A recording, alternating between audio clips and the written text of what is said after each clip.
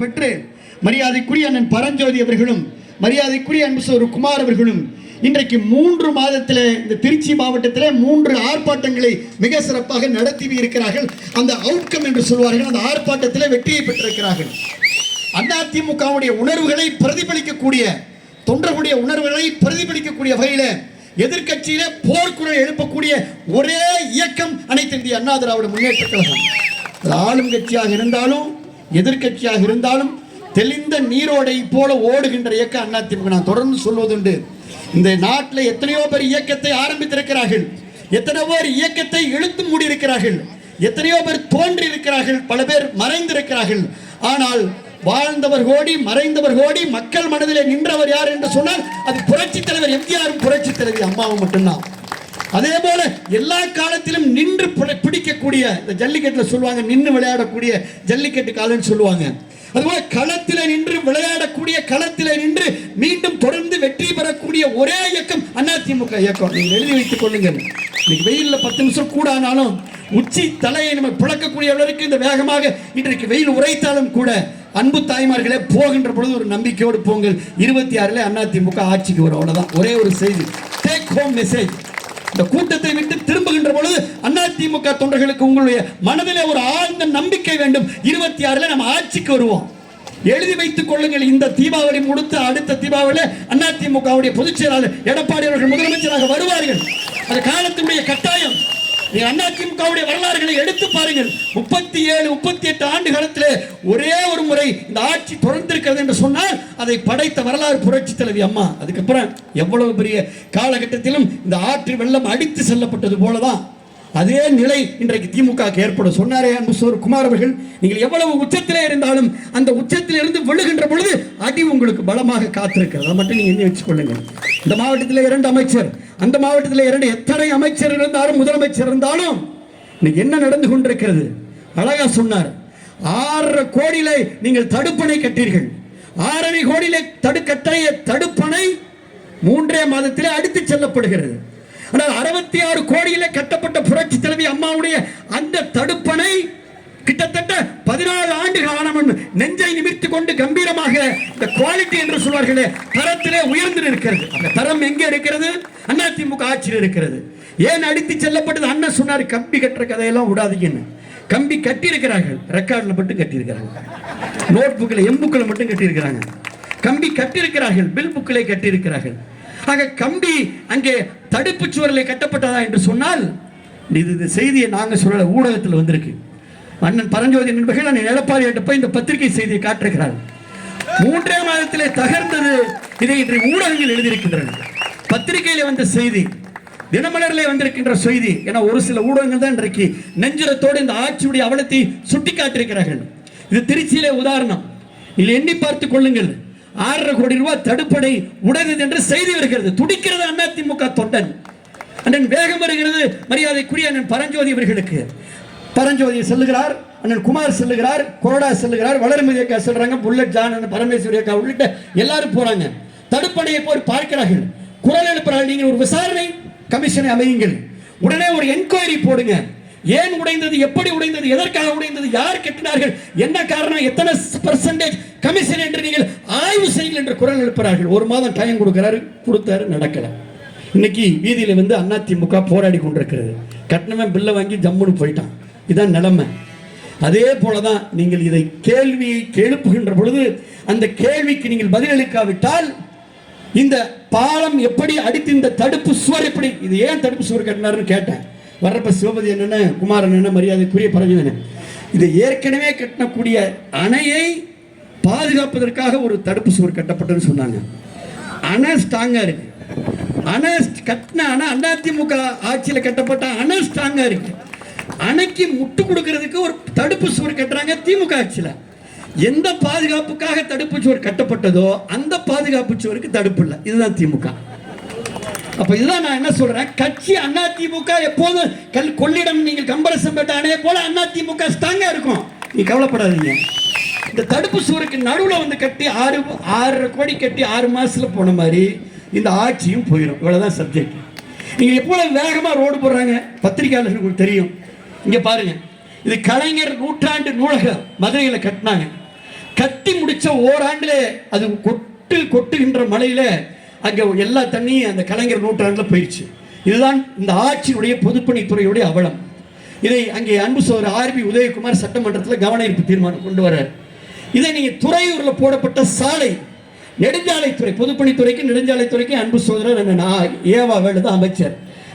1,81,00,000 ரூபாய்க்கு போடப்பட்ட சாலை கையில் எடுக்கிறாங்க, கையில ஜம்முன்னு வருது. கையில எடுக்கிறால் தார் ரோட்டை கையில் எடுத்தா கையில வரக்கூடிய அருமையான சாலையை போட்டது இந்த ஆட்சி. இதை நீங்க எடுத்து பார்த்துக் கொள்ளுங்கள். இதை விட வேகமா கரூர்ல கார் நின்னுச்சுன்னா அப்படியே காரை மட்டும் விட்டு ரோடு போட்டுருவாங்க. இது கரூர்ல நடந்த அவலம். அதற்கு பின்னால இந்த பாருங்க, சென்னையில் நடந்த அவலம். நீங்க காரை பார்க் பண்ணிட்டு போயிட்டு வந்தீங்கன்னா 1 மணி நேரம் கழிச்சு ஃபங்க்ஷன் முடிச்சு நீங்க வெளியில வந்து காரை எடுப்பதற்கு நீங்கள் வெளியில வந்தால் உங்கள் காரை தவிர மற்ற இடத்துல ரோடு போட்டுருவாங்க. இதுதான் திமுக ஆட்சி. இது கரூர்ல, இது வந்து சென்னையில் நடந்த அவலம். சரி, கார் தான் இப்படி இருக்கேன்னு நீங்க வந்து ஹேண்ட் பம்பு, அடிப்பம்பு, நீங்க எங்கேயாவது போர் போட்டு அடிப்பம்பு இருந்தா அடிப்பம்பை சுற்றிலும் தார் ரோடு இப்படி அழகா போட்டுருவாங்க. இதுவும் திமுக ஆட்சி. சரி, ஹேண்ட் பம்பு தான் இப்படி இருக்கு, கார் தான் இப்படி இருக்கு அப்படின்னா, ஒருவேளை 2 வீலரை பைக்கை கொண்டு போய் நிப்பாட்டினீங்கன்னா, 2 வீலர் நிப்பாட்டிங்கன்னா அந்த 2 வீலரை தவிர மீதி இடமெல்லாம் உடனே தார் ரோடு போட்டு நீங்க பைக் எடுக்கிறதுக்கு முன்னாடி பில் எடுத்துருவாங்க. அதான் ஆட்சி. பைக் எடுக்கிறதுக்கு முன்னாடி பில் எடுத்துருவாங்க. இதுதான் திமுக ஆட்சி. இதையெல்லாம் நான் எதற்காக சொல்கிறேன் என்று சொன்னால், இந்த ஆட்சியினுடைய அவலம், இந்த ஆட்சியுடைய கேடுகட்ட நிலை, இந்த துறையினுடைய அலட்சியம், இந்த முதலமைச்சருடைய கண்டுகொள்ளாத திறமையின் மாத இந்த ஆட்சி முடிவுக்கு வர வேண்டும் என்று அதிமுக மட்டுமல்ல ஒட்டுமொத்த பொதுமக்கள் விரும்புகிறார்கள். சொன்னாரே, காவிரி கொள்ளிட உபரிநீர் திட்டம் எதற்காக தடுப்பு சுவர் கற்றோம் போயிருது. இந்த அரசு மக்களுடைய கோரிக்கை என்ன? இந்த விவசாயியுடைய கோரிக்கை என்ன? எங்களுக்கு எங்கெல்லாம் மாயனூரை எடுத்துக் கொள்ளுங்கள், இல்லை தஞ்சை புகழூரை எடுத்துக் கொள்ளுங்கள், இல்லை நாகப்பட்டினத்தில் எடுத்துக் கொள்ளுங்கள், தடுப்பணையை கட்டி தண்ணீரை தேக்க வேண்டும், அதை விவசாயத்திற்கு பயன்படுத்த வேண்டும் என்பதுதான் நாட்டு மக்களுடைய கோரிக்கை. நடக்குதா? நடக்கல. கிடைக்குதா? கிடைக்கல. இன்றைக்கு குளோபல் மீட் நடத்தினார்கள். இன்றைக்கு முதலமைச்சர் அவர்கள் அமெரிக்கா சென்றிருக்கிறார். பத்திரிகையிலே செய்தி வருகிறது, 900 கோடி ரூபாயை திராட்சையுடைய முதலமைச்சர் அமெரிக்கா சென்று 900 கோடி முதலீடை ஈர்த்திருக்கிறார் என்று தலைப்பு செய்தி வருகிறது தினகரன் பத்திரிகையில். அன்புக்குரிய தோழர்களே, இங்கே முன்னாள் சட்டமன்ற உறுப்பினர்கள், முன்னாள் நாடாளுமன்ற உறுப்பினர்கள், இங்கே இருக்கக்கூடிய நம்முடைய ஒன்றிய பெருந்தலைவர்கள், இங்கே இருக்கக்கூடிய ஒன்றிய செயலாளர்கள், சேர்மன் எல்லாரும் இருக்கிறாங்க. ஒரே ஒரு வரலாற்றை உங்களுக்கு சொல்ல கடமைப்பட்டிருக்கிறேன். புரட்சி தலைவி அம்மா அவர்கள் முதலமைச்சராக இருந்த பொழுது, நாங்கள் இன்றைக்கு சட்டமன்ற உறுப்பினராக இருந்த பொழுது, சென்னையிலே உலக முதலீட்டார் மாநாட்டை முதலாக நடத்திய தலைவி புரட்சி தலைவி அம்மா. 10 நாள்ல சென்னையில் போயஸ் கார்டனில் அமர்ந்து கொண்டு 2 நாள் விழாவிற்கு வந்து 2,50,000 கோடி முதலீட்டை ஈர்த்தவர் புரட்சி தலைவி அம்மா.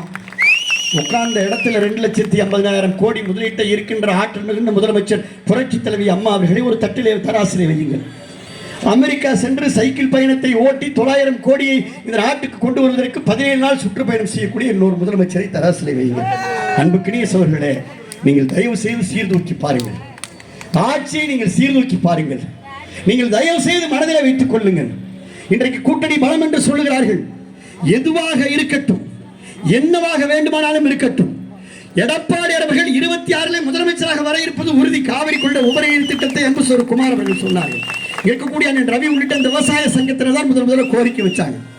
இன்றைக்கு கரூர் மாயனை தொடங்கி 14,000 கோடிக்கு திட்டமிட்டு 7,000 கோடிக்கு அட்மினிஸ்ட்ரேட்டிவ் சாங்ஷன் வாங்கி ஒரு சாதாரண விவசாய குடும்பத்திலே பிறந்த முதலமைச்சர் எடப்பாடி அவர்கள் 100 பொக்லினை ஒரே இடத்துல வச்சு இன்னைக்கு 700 கோடி ரூபாயை பட்ஜெட்ல ஒதுக்கி 333 கோடி ரூபாய்க்கு டெண்டரை விட்டு இன்றைக்கு 6 வெட்டப்பட்டு கொண்டிருக்கிறது என்று சொன்னால், அவர் சொன்னாரு, கரிகால சோழன் கல்லணையை கட்டினார் என்பது போல அதிமுகவுடைய வரலாற்றிலே மட்டுமல்ல, தமிழகத்துடைய வரலாற்றிலே விவசாய குடும்பத்தை சார்ந்த எடப்பாடி அவருடைய பெயர் பொன்னெழுத்தாலே பொறிக்கப்படும் வரலாற்று நினைவுகள். அன்புக்குரிய தாய்மார்களே, வெறும் 1000 ரூபாய் பணம், வெறும் 1000 ரூபாய்.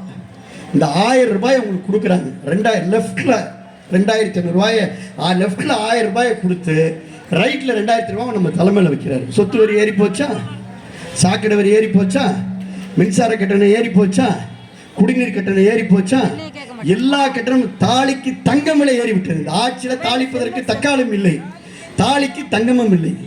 தாளிப்பதற்கு தக்காளி இல்லாத ஆட்சி, தாலிக்கு தங்கமில்லாத ஆட்சி இந்த ஆட்சி. உங்க கல்யாணத்துக்கு 50,000 ரூபாய் பணத்தையும் 50,000 ரூபாய் பணத்தையும் 1 பவுன் தங்கத்தையும் கொடுத்த ஆட்சி.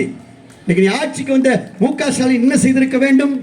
1 பவுனுக்கு 1.5 பவுனா கொடுக்கலாம், 1.25 பவுனா கொடுக்கலாம். இன்றைக்கு தாலிக்கு தங்கம் ரத்து செய்யப்பட்டு விட்டது, கல்யாண காசு ரத்து செய்யப்பட்டு விட்டது. உங்களுக்கு எல்லாம் தெரியுமா ஃபார்முலா கார் ரேஸ் என்னன்னு? இன்றைக்கு ஃபார்முலா இங்கே அணை உடையப்படுகிறது என்று பரஞ்சோதி குமாரன் அவர்களும் இங்கே ரத்னவேலன் சிவபதி கொரோனா கவலைப்பட்டு இருக்கிறாங்க. ஆனால் அங்கே சென்னையில் ஃபார்முலா கார் ரேஸ் நடத்தப்படுகிறது. யாருக்கு நன்மை? ஃபார்முலா கார் ரேஸ் நடத்தப்படுகிறது. அங்கே தவித்து அடிபட்டு ஆம்புலன்ஸ் தவித்துக் கொண்டிருக்கிறவனை 108 ஆம்புலன்ஸ் டிராபிக் ஜாமில் நின்று தடுமாறி கொண்டிருக்கிறது. இதுதான் இந்த ஆட்சியுடைய அவலம். பேரறிஞர் அண்ணா அவர்கள் சொல்லியிருக்கிறார், இந்த ஆட்சியுடைய அவலம் என்பது, இந்த ஆட்சியுடைய அதிருப்தி என்பது, இந்த ஆட்சியுடைய கேவலம் என்பது தெருக்கடையிலே பேசுவார்கள், தெருக்கோடியிலே பேசுவார்கள், தேநீர் கடையிலே பேசுவார்கள். தெருக்கோடியிலும் தேநீர் கடையிலும் பேசப்படுகின்ற அந்த ஆட்சியுடைய அவலமும் அதிருப்தியும் வாக்குச்சாவடியிலே போய் முடியும் என்பார்கள். தேர்தல் வருகின்ற பொழுது என்ன டீ கடையில் பேசுறாங்களோ, என்ன முச்சந்தில் என்ன பேசுறார்களோ, இந்த அடுத்த அதிருப்தியை பற்றி விவாதித்தார்களோ, இவையெல்லாம் வாக்குச்சாவடியிலே போய் வாக்குகளாக முடியும் என்று பேரறிஞர் அண்ணா சொல்லி இருக்கிறார். நான் அண்ணா சொன்னதை இந்த கருணாநிதியினுடைய குடும்பத்திற்கும், அண்ணா சொன்னதை மு.க. ஸ்டாலின் குடும்பத்திற்கும், பேரறிஞர் அண்ணா சொன்னதை இந்த திராவிட முன்னேற்ற கழகத்திற்கும் அண்ணாவின் வழிவந்தேன் என்று பறைசாற்றி சொல்கிறீர்களே, பேரறிஞர் அண்ணா சொன்ன வாக்கியத்தை உங்களுக்கு சொல்கிறோம். இந்த ஆட்சியின் அவலம் தெருக்கடையிலும் தேநீர் முழு கடையிலும் பேசப்பட்டு வாக்குச்சாவடியில் போய் முடியும் என்று சொன்னால், அந்த வாக்குச்சாவடியில் முடிகின்றது வாக்குகள் அதிமுகவுக்கு இரட்டையிலே வாக்குகளாக இருக்கும் என்பதிலே மாற்று கருத்து. தயவு செய்து எண்ணி பார்த்துக் கொள்ளுங்கள். 3 மாதத்திலே திருச்சியிலே 3 முறை போர்க்குரல் எழுப்பியிருக்கிறார்கள். அன்பு சகோதரர் குமார் அவர்கள் சொன்னார்கள். ஏற்கனவே அண்ணன் பரஞ்சோதி அவர்கள் லால்குடியிலே இங்கே நம்முடைய அள்ளித்துறையிலே மிகப்பெரிய ஆர்ப்பாட்டத்தை நடத்தினார்கள். அருள் கூர்ந்து சொல்லுகின்றோம், அதிமுக குரல் என்பது போர்க்குரல். அதிமுக குரல் என்பது நெஞ்சுரத்தோடு நிமிர்ந்த நன்னடை நேர்கொண்ட பார்வை நிலத்தில் யாருக்கும் அஞ்சா நெஞ்சம் கொண்டு இந்த ஆட்சியை எதிர்த்து நிற்கிறார் அதிமுக கூட ஒரு பேசியார் என்று இங்கே மரியாதைக்குரிய நம்முடைய பகுதி செயலர் சுரேஷ் குப்தா அவர்கள் கைது செய்யப்பட்டார்கள். இங்கே அண்ணன் மரியாதைக்குரிய பரஞ்சோதி சிறப்பாக சொன்னார், இன்றைக்கு ஒரு டிஎஸ்பிக்கு பாதுகாப்பு இல்லாத நிலைமை இருக்கிறது.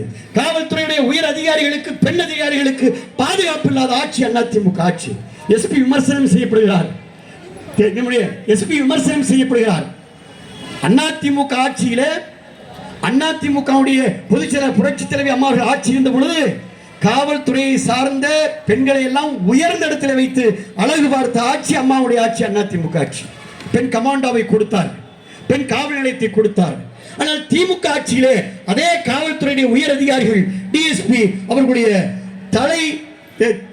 அவர்களுடைய தலையை பிடித்து கொத்தாக எடுக்கக்கூடிய ஆட்சியாக இந்த ஆட்சி இருக்கிறது. சட்டம் ஒழுங்கு சீர்குலைத்திருக்கிறது, மது போதையிலே தள்ளாடி கொண்டிருக்கிறது, கள்ளசாராயம் காய்ச்சப்படுகிறது.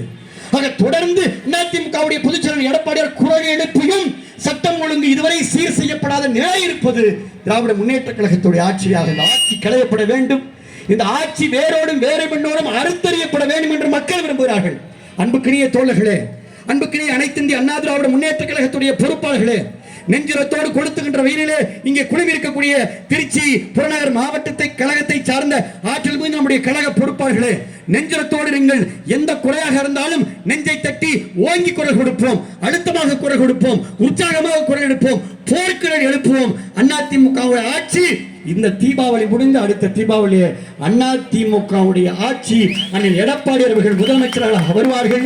தேசிய சட்டப்பள்ளி எப்படி வந்ததோ, கல்லணை எப்படி வந்ததோ, இங்கே யாத்திரி நிவாஸ் எப்படி வந்ததோ, சேதராப்பட்டியிலே கல்லூரி எப்படி வந்ததோ, 11 மெடிக்கல் கல்லூரி எப்படி வந்ததோ, ஏன் ஏழையும் பாலையும் இன்றைக்கு டீ கடையில் இருப்பவனும் இன்றைக்கு 7.5% இடஒதுக்கீட்டிலே தன்னுடைய வாழ்க்கையை பெற்று வரலாற்றை மாற்றி சமூக மாற்றத்தை உருவாக்கி இருக்கக்கூடிய புரட்சித் தலைவர் எம்ஜிஆர் கொண்டு வந்த சத்துணவு திட்டத்தை போல 7.5% திட்டத்திலே கிட்டத்தட்ட 3000 பேருக்கு மருத்துவர் கனவை நனவாக்கிய அண்ணன் எடப்பாடியாருடைய ஆட்சி மீண்டும் வரும் வரும் என்று சொல்லி கண்டன ஆர்ப்பாட்டத்தை நிறைவு செய்து இந்த நிகழ்ச்சியை மிக சிறப்பாக ஏற்பாடு செய்த அண்ணன் பரஞ்சோதி அவர்களுக்கும் அண்ணன் குமார் அவர்களுக்கும் நெஞ்சார்ந்த நன்றியை தெரிவித்துக் கொள்கின்றேன். நன்றி, வணக்கம்.